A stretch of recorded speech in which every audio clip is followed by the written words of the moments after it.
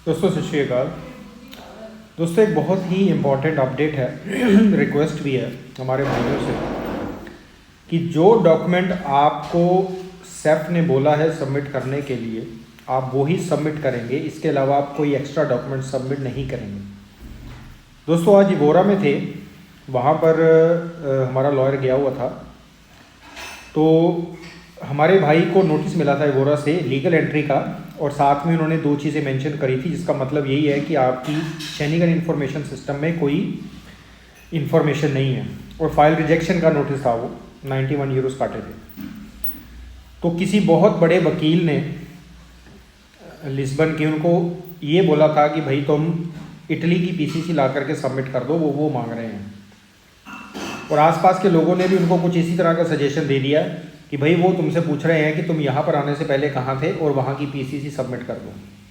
Safe ने Italy का नाम नहीं लिया, ना ही फिंगर्स के टाइम पर इटली का कोई डॉक्यूमेंट या कोई डेटा निकल के आया था। तो ये इटली की पीसीसी कहाँ से आ गई है?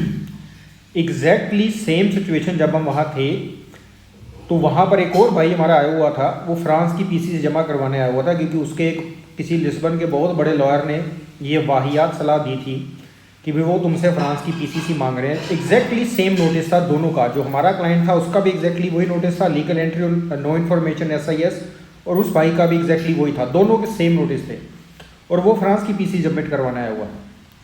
तो फिर हमने उसको बोला कि भाई तुम फ्रांस की पीसीसी क्यों सबमिट कर रहे हो, तुमसे तो मांगी नहीं गई है। तो वो कह रहे थे कि भाई मुझे मेरे लॉयर ने बोला है कि भाई तुम ये फ्रांस की पीसीसी सबमिट करो।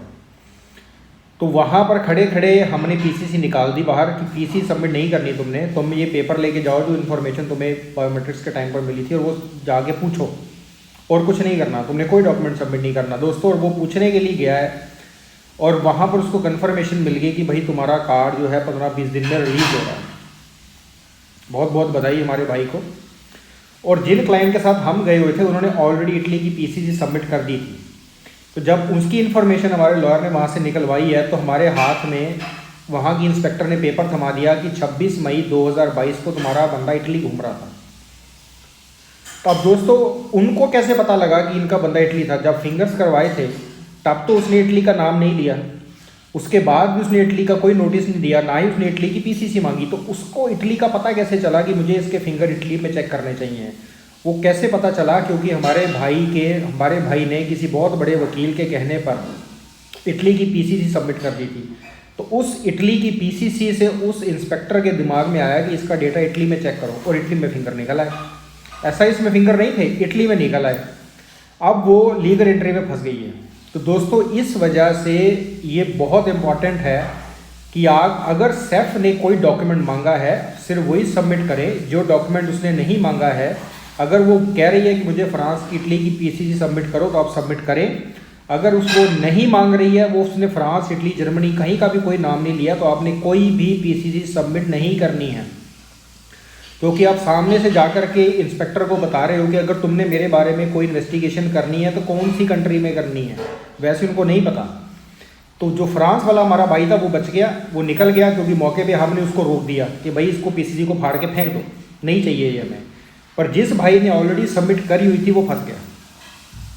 तो ये दोस्तों बहुत इंपॉर्टेंट है कि आप लोग जिस भी लॉयर को कंसल्ट कर रहे हैं उसको ज़रूर पूछें कि भाई तू 4 पैसे एक्स्ट्रा ले ले, पर मुझे कोई गलत सलाह मत दे देना कि मेरा काम बनता बनता बिगड़ जाए।